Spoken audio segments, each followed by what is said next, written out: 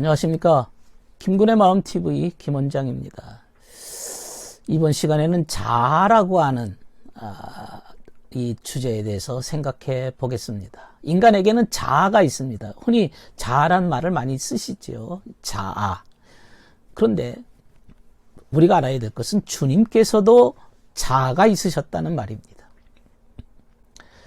주님이 갖고 계시는 자아, 나라고 하는 이 자아는 주님은 어떤 분입니까? 생명이시고 사람을 구원하시는 분이십니다. 그분은 만유의 주가 되시고 인간의 자아를 만드신 분입니다. 그리고 그분이 갖고 있는 자아는 아주 근본적인 자아가 되십니다. 이 주님의 자아라고 하는 것은 스스로 존재하는 자아죠. 자신에 대해서 나는 나다. I am that I am. 이렇게 말씀하셨습니다. 아주 본질적 자아입니다. 그러니까 본질적 나에서 본질적 스스로 계신 분께서 만물이 나오고 처음과 나중이 되시고 알파와 오메가가 되시고 나는 만물을 창조한 주다. 나와 함께한 이가 없다. 나 혼자서 하늘을 폈고 나 홀로 넓혔다라고 이사야 44장 24절에 말씀했습니다. 모든 것을 주님께서 하셨습니다. 그게 주님의 자아입니다. 인간은 그분에 의해서 그분의 자아를 통해서 창조된 자입니다. 만들어진 자입니다. 그분이 만들어 놓은 그 자아는 영적인 존재가 되도록 창조된 자아입니다. 짐승의 자아가 아닙니다.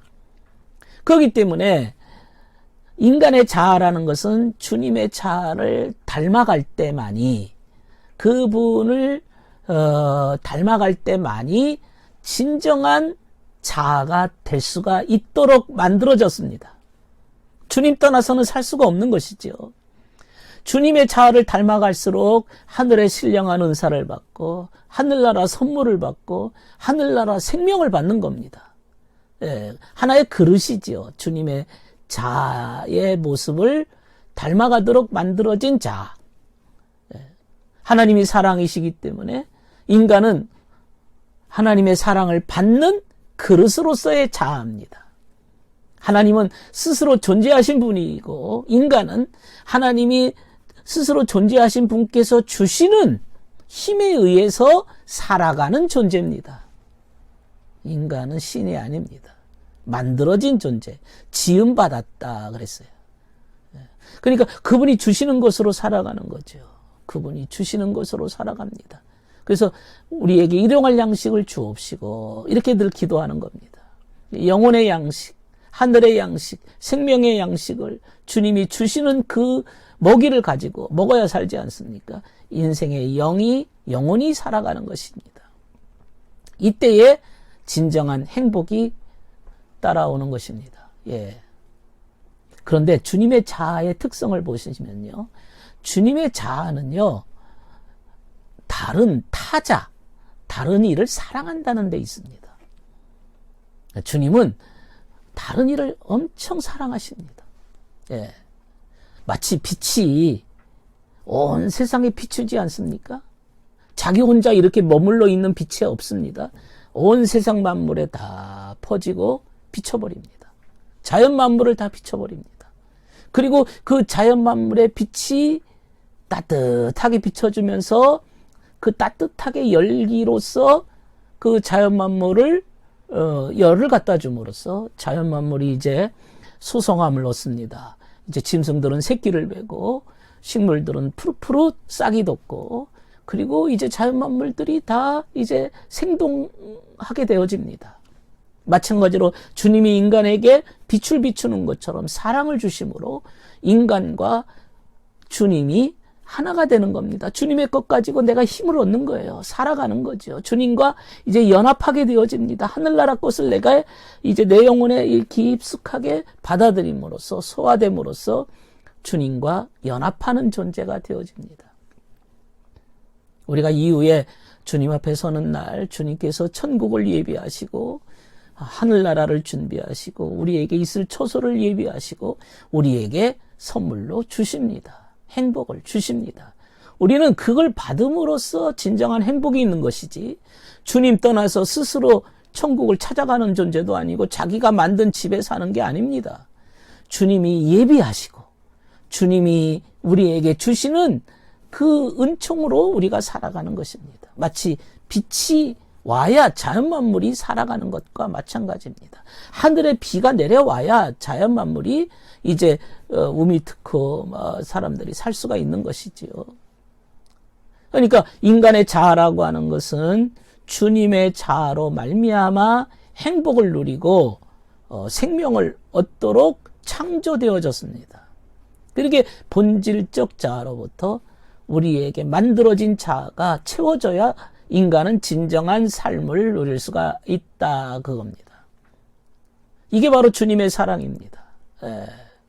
그 주님께서 인간을 사랑하시고 인간에게 잘 되기를 원하시는 거죠. 인간이 최상의 상태가 되기를 원하시는 것이고 그야말로 천국의 복을 얻기를 원하시는 겁니다. 이걸 가지고 선용이라는 말을 씁니다.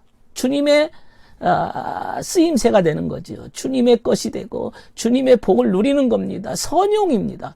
주님의 선용의 결과가 인간에게 최고의 축복을 얻게 되는 것입니다. 선용. 주님의 목적입니다. 인간을 선용케 하시고 인간을 잘되게 하시고 인간 타인을 사랑하시는 결과입니다. 그게 선용입니다.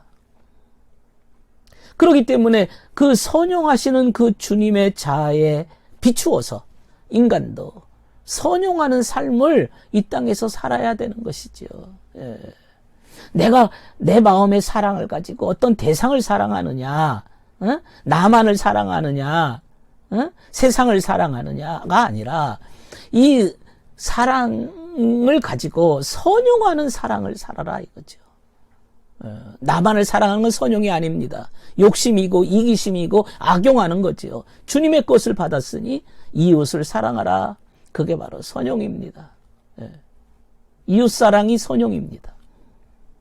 그리고 주님 사랑이 선용입니다. 왜 내 것이 아니니까요. 내 것을 가지고 사랑하는 게 아니라 주님이 주신 그 은혜를 가지고 이웃에게 나누는 것입니다. 그게 선용입니다. 그러니까 자아라고 하는 것의 목적은 결국에 사랑입니다. 주님께서 인간에게 자아를 주신 목적은 사랑의 결과, 사랑의 그 선용의 결과를 원하시는 것입니다. 그게 바로 자아의 목적이라. 그 자아의 목적이 자기만 사랑하는 게 아니라는 거죠. 사람들이 자아 만족, 자기 사랑, 내가 멋대로 살아가고 내 하고 싶은 대로 살아가고 내 욕심대로 살아가고 내 편한 대로 살아가는 걸 마치 자기 인생의 목표로 삼고 그것이 진정한 자아라고 자아실현이라고 생각하는데 그거는 주님이 만들어신 뜻, 그 주님이 만드신 목적에 어긋나는 인간의 이상한 논리에 불과합니다. 하나님이 근본 만드신 목적은 너만을 위한 삶이 아니라는 거죠. 그야말로 자아 만족이 아니라는 것이죠. 인간의 자아를 주실 때는 너라고 하는, 나라고 하는 그 자아 속에 이웃사랑을 담아라 이겁니다. 이게 바로 근본적 질서입니다. 이게 천국의 질서입니다. 이게 하나님의 질서고 이게 바로 하나님께서 인간을 향하신 거룩한 뜻입니다. 그렇게 되어지면 선하게 된다는 거예요. 이웃사랑하면 선하게 된다는 거예요. 그러나 자기만을 사랑하고 욕심대로 살면 악하게 된다는 것이죠. 자아에서 출발합니다. 선악의 문제가 자아에서 출발하게 되는 것입니다. 자아 만족, 자기만을 위해서 살아갈 때가 악이라는 거예요. 여러분 10계명을 보시면 10계명의 10가지 계명이 다 인간의 자아가 하나님과 이웃을 사랑하도록 권고하고 있습니다. 이런 어떤 그 프레임을 가지고 네가 살아라 이건 얘기입니다. 그래서 인간의 자아라고 하는 것은 주님이 주시는 계명을 가지고 10계명입니다. 하나님을 사랑하고 이웃을 위해서 선용할 때 진정한 자아의 기능을 하는 것이다. 진정한 자아의 목적이다. 이렇게 얘기한 것이죠.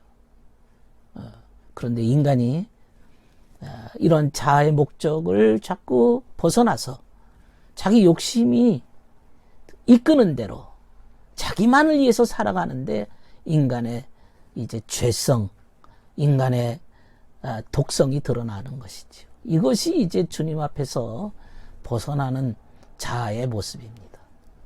들어주셔서 감사합니다.